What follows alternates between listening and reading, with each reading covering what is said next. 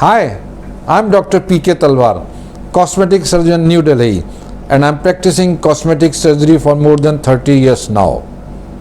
Previously, I was attached to Apollo and Max hospitals, and now I'm running my own cosmetic laser surgery center at Greater Kailash Part 1, New Delhi. हमारे पास एक query आई है जिसमें कि किसी लड़के ने पूछा है कि मेरे को हेयर रिप्लेसमेंट कराना है, तो which is a better technique, it is non surgical और सर्जिकल, विच इज़ बेटर, मैं क्या कराऊँ। तो देखिए, पहली चीज़ तो ये है कि ये एक इंडिविजुअल चॉइस है, आप क्या कराना चाहते हैं, ये आपकी अपनी चॉइस रहेगी। आपने पूछा कि मैं आपसे ये कह सकता हूँ कि भाई किसके क्या क्या एडवांटेजेस हैं, वो हम ज़रूर आपको बता सकते हैं। तो देखिए, अगर आप नॉन सर्जिकल हेयर रिप्लेसमेंट लेते हैं तो उसमें आप विग लेते हैं, हेयर बॉन्डिंग कराते हैं, और इन चीज़ों में आपको डेंसिटी बहुत अच्छी मिल जाएगी, बिल्कुल घने घने बाल। कई आप अगर फिल्म स्टार देखेंगे, हम अब नाम नहीं बोलना चाहेंगे, लेकिन आप देखें उनके इतने घने बाल होते हैं क्योंकि वो भी विग पहनते हैं, बहुत ही ज़्यादा अच्छी डेंसिटी होती है। लेकिन आप विग पहन रहे हैं, बॉन्डिंग करा रहे हैं या ग्लू से उसको चिपका रहे हैं, तो उनके कुछ साइड इफ़ेक्ट्स भी होते हैं। अगर आपका किसी ने बॉन्डिंग करी है तो वो क्लिप्स लगा देते हैं आपके बालों के चारों तरफ, विग कुछ लगा देते हैं, तो जो क्लिप्स लगे होंगे आपके, वो क्या करेंगे, वो जो नेचुरल हेयर है उनको भी खींचेंगे, उनके ऊपर भी टेंशन क्रिएट करेंगे, और उस टेंशन को क्रिएट करने से आपका जो गंजापन है थोड़ा और बढ़ जाएगा। और दूसरा ये होता है कि अगर आप विग बनवाते हैं या कुछ दूसरी चीज़ें करते हैं तो उसमें जो होता है आपके जो बाल हैं कुछ गिरते भी जाते हैं। अगर आपने हेयर लगाया जाता है, ग्लू के द्वारा लगाया जाता है, उसमें आपको सर्विसिंग करानी पड़ती है सर, क्योंकि उसके नीचे पसीना भी आ सकता है, धूल भी आ सकती है, तो आपको हर 1.5-2 महीने के बाद आपको वापस जाना पड़ता है वहाँ। वो लोग उसको निकालते हैं, आप उसको साफ़ करते हैं, क्लीन करते हैं, और फिर आपको उसको ग्लू के द्वारा चिपका देते हैं।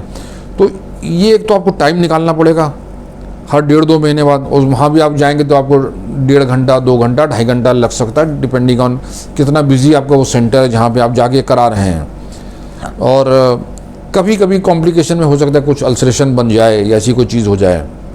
लेकिन जो सबसे इम्पॉर्टेंट चीज़ है वो ये है कि दे आर नॉट नेचुरल। इसमें आपकी वाइफ, आपकी गर्लफ्रेंड, इन सबको पता चल जाता है कि आपने विग पहना हुआ ये नेचुरल चीज़ नहीं है, जो कि बहुत ही इम्पॉर्टेंट है। पुराने ज़माने में जो पहले लोग विग पहनते थे, अब तो मैंने कहा अच्छी क्वालिटी के आ गए हैं, ग्लू से चिपका जाते हैं, तो पहले तो लोग नोटिंग कर देते थे। और उसमें एक जोक भी था, मतलब आई एम नॉट श्योर ये सही है कि नहीं, मैं कोई गलत इन्फॉर्मेशन आपको शेयर नहीं करना चाहता हूँ। एक जोक भी था कि किसी ने वो अपने क्लिप्स लगाए थे या इसकी नोटिंग कराई थी, और वो स्कूटर में जा रहा था बेचारा, हेलमेट पहना था, उसने ब्रेक लगाया तो उसका हेलमेट गिरा, उसके साथ साथ उसका विग भी सड़क पे आ गया। मुझे नहीं पता ये सच है कि, लेकिन मैंने सुना था कहीं पे। तो but that is a different thing. Basic चीज़ ये जो है कि इट इज़ नॉट परमानेंट। मतलब आपको अगर आप किसी भी तरह का विग ले लें, कुछ भी बॉन्डिंग करा लें, उसके कुछ ना कुछ बाल गिरते रहेंगे, और आपको हर साल 6 महीने में जाकर उनमें कुछ ना कुछ एडिशन फिर कराना रहना पड़ेगा, जिसकी अपनी एक इनकरिंग कॉस्ट होती है, वो आपको देनी पड़ेगी हर बार। तो उस हिसाब से अगर देखा जाए तो हेयर ट्रांसप्लांट जो है वो नेचुरल है, उसमें आपके बाल ग्रो करते हैं, ये नहीं कि वो एक ही जैसे पड़े, वो ग्रो करते हैं, वो नेचुरल बाल होते हैं। और वो शादी के बाद अगर आपकी बीवी आपके बाल नोचेगी भी तो भी वो निकाल नहीं पाएगी, जबकि विग के साथ ऐसा नहीं है, शायद वो खींच के निकाल भी ले।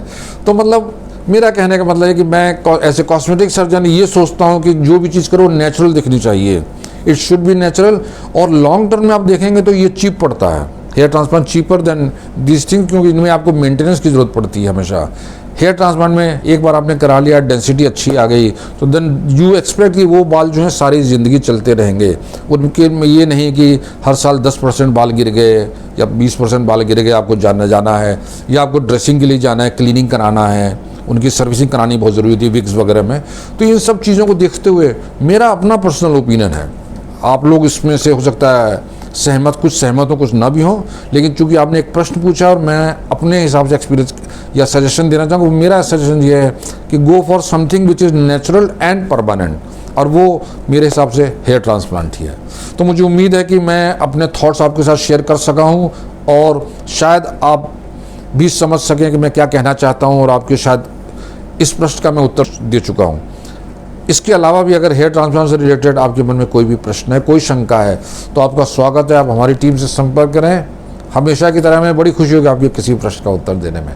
और अगर आपको वीडियो पसंद आया तो कृपया से लाइक और सब्सक्राइब करना ना भूलें।